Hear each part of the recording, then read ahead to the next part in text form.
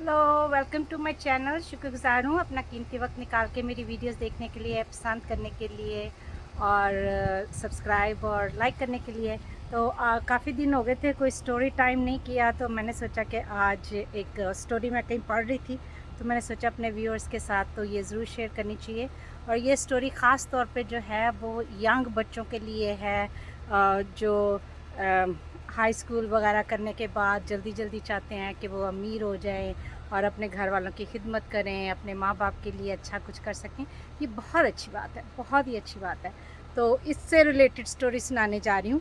तो वो ऐसा है कि एक बच्चा होता है, वो बहुत परेशान रहता है। वो कहता है कि अब मैंने पढ़ाई भी कर ली है और अभी जो है वो माँ बाप की ज़िम्मेदारी जो है वो मेरे पे आ गई है। घर में उसके वालिद साहब का इंतकाल हो गया होता है, तो वो सोचता है जब मैं पढ़ लूँगा तो जो है वो मैं घर की सारी ज़िम्मेदारियाँ मैं उठाऊँगा। माँ थोड़ी मेरी तरह बुढ़ी होगी। हमारा दाऊद होता तो वो भी ऐसे ही सोचता है। ये स्टोरी पढ़ के मैं थोड़ी उदास भी हुई।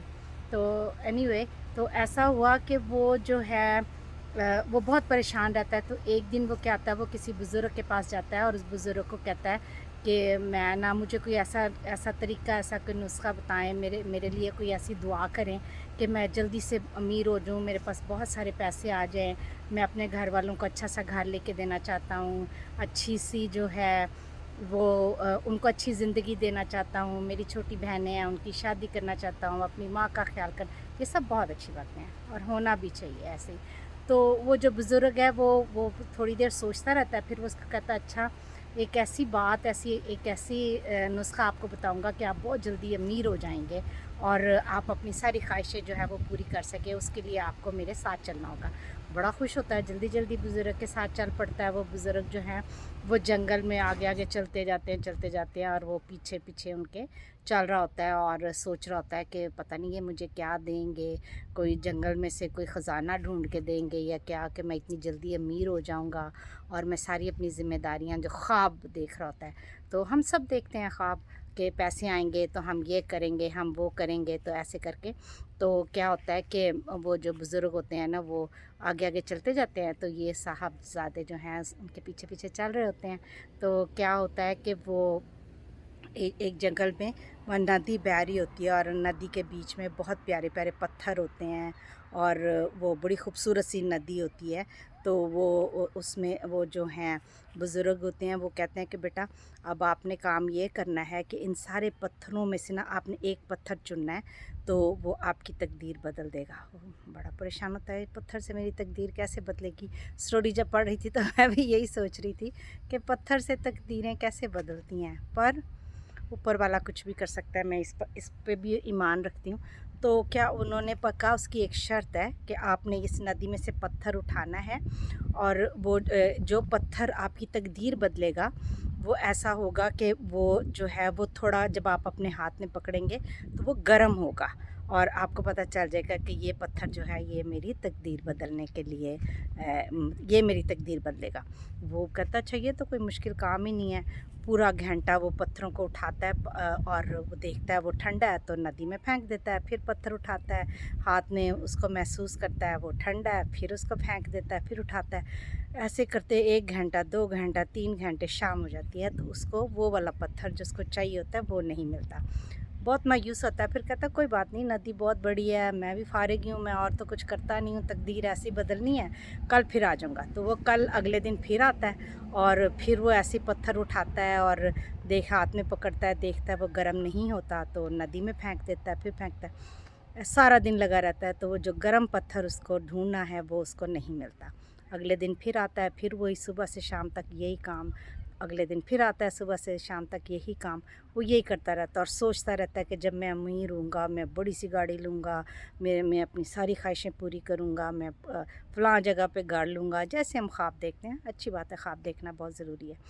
ऐसे ही लगा रहता है, पत्थर उठाता रहता है, फेंकता रहता है और अपने ख्वाब जो हैं उनके बारे में सोचता रहता है। तो क्या होता है कि 1 दिन गुज़र, 2 दिन गुज़र, 3 दिन गुज़र, सुबह से शाम तक वो ऐसे ही पत्थर उठाता है, फेंक देता है, पत्थर उठाता है, फेंक देता है और वो हाथ में पकड़ता है, देखता है ये गर्म नहीं है तो फेंक देता है, फिर अगला पत्थर उठाता है। करते-करते वो अब वो जो जगह थी उसमें से बहुत सारे पत्थर जो हैं वो नदी में फेंक चुका होता है। एक दिन ऐसा होता है कितने दिनों के बाद ये मैं भूल गई, पर एक दिन ऐसा होता है कि वो पत्थर ऐसे पकड़ता है, और चूँकि वो इतना आदी हो गया हुआ था कि वो पत्थर उठाता था, वो उसको गर्म नहीं लगता था तो वो फेंक देता था, पत्थर उठाता था गर्म नहीं लगता था। तो जब वो एक पत्थर उसने उठाया और उसका हाथ तकरीबन जला, और वो उसने एकदम से वो पत्थर जो है ना वो फेंक दिया नदी में, क्योंकि वो इतना आदी हो गया हुआ था पत्थर उठा के नदी में फेंकने का, पत्थर उठा के नदी में फेंकने का, कि वो वाला पत्थर जो उसको उठाना था वो भी उसने उठा के तो जो है वो नदी में फेंक दिया। तो बाद में उसको महसूस, उसका हाथ भी गर्म है, उसको महसूस होता है कि ये गलती मैंने क्या कर दी। यही एक मेरे पास अपॉर्चुनिटी थी, एक मौका था कि मैंने जो है वो अपनी तकदीर इस पत्थर ने बदलनी थी, तो वो भी मैंने नदी में फेंक दिया। बहुत उसको अफ़सोस होता है, अब अफ़सोस करने के अलावा उसके पास कुछ रह नहीं जाता। स्टोरी का मतलब ये है, ऐसी कोई हकीकत नहीं है कि कोई पत्थर ज़िंदगी बदल देगा, कहीं ऐसा नहीं लिखा। ज़िंदगी बदलती है मेहनत करने से, ज़िंदगी बदलती है डिटर्मिनेशन से, ज़िंदगी बदलती है अच्छी सोचों से, मेहनत से और आगे बढ़ने से। तो वो कभी कभी ऐसा था, सबक स्टोरी का ये है कि जो मुझे बहुत अच्छा लगा कि वो ये था कि आप जो है, आप कहते कल करेंगे, और जो बहुत सारे मौके ज़िंदगी में खुदा सबको देता है, ऊपर जो परवरदिगार है वो सबको मौका देता है, लेकिन कभी कभी हम अपनी सुस्ती की वजह से, कभी कभी अपने गलत सोचों की वजह से, कभी कभी लापरवाही की वजह से, ऐसी बहुत सारी वजूहात की वजह से वो जो अच्छे होता है, पत्थर होता है या अच्छा मौका, तो उसको गंवा देते हैं।